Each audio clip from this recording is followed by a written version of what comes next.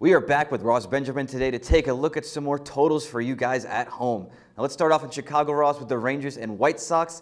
Sale is on the hill, and he has just been amazing lately. 5 straight double-digit strikeout games and a whip under 0.80 for June. Absolutely amazing.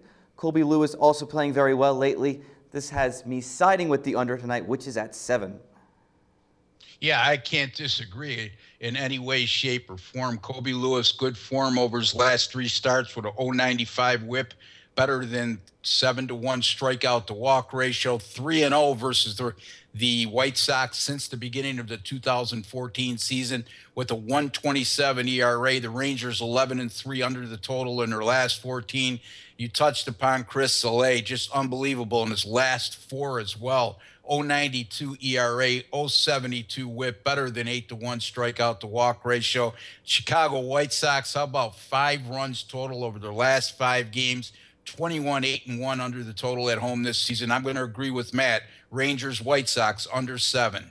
All right, sounds good. We're in agreement so far. Let's get on to the next one. We got Blue Jays in Baltimore with Marco Estrada and Mike Wright on the mound. Estrada's been a little bit off this month. He struggles on the road. Wright has been even worse in June and struggles at home. Line at some books here is I'm seeing at 8.5. I like this game to go over that.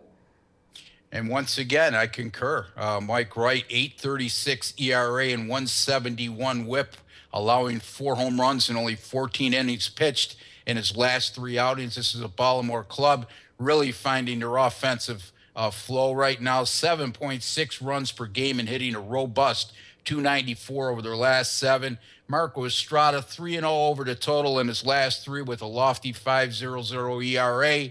And that's been pretty much the norm for him as he's at 5.01 in 8 starts this season. Toronto's just ripping the cover off the ball of late. 7.3 runs per game. They've also scored 6 in that, that's 7.3 runs per game over their last 7 while hitting .288. And they've also scored 6 or more runs in 11 of their last 15 games. You know what, Matt? 2 high-powered offenses here. You're looking at Toronto, 84 home runs, and Baltimore, 82 home runs. They're in the top 5 in all of baseball in that category. Orioles, Blue Jays, over 9. All right, so far we're 2 for 2. Let's try to make it a 3 for. We're in San Francisco now, where the Dodgers and Mike Bolsinger are in town. Now, this is a tough one for me today, Ross. Despite the no-hitter last week, Heston is really just average. Bolsinger has had his bright spots this season, but is also just a 4 or 5 starter in my book. Even though they're playing at such a pitcher's paradise, I expect this game over tonight. I'm going to disagree with you on this one, Matt, so we're not going to go 3 for 3 in agreement, but that's okay. I mean, you're looking at the Giants' Chris Heston, and I agree. I mean, other than that no-hitter, he's been average at best.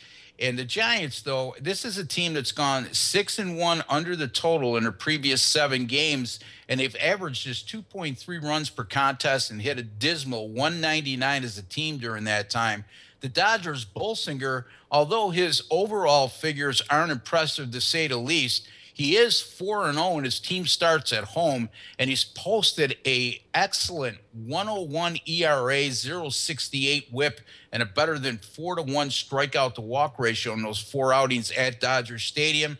This is a Dodgers team that's gone under the total in 5 of their last 6, and they're only averaging 2 runs per game and 7.1 hits per contest during that time. I'm going to take a shot here and go under this total. Giants and Dodgers under 7.5 at Heritage. Very important, folks. A lot of sports books have this at 7. Heritage has it at 7.5. So make sure you shop your line on this one. All right, that's great, Ross. That's great advice, too. Looking for this game to go for the under at Heritage, 7.5. Thanks again, Ross, and we will talk to you again Monday for more of those MLB total picks for you guys at home.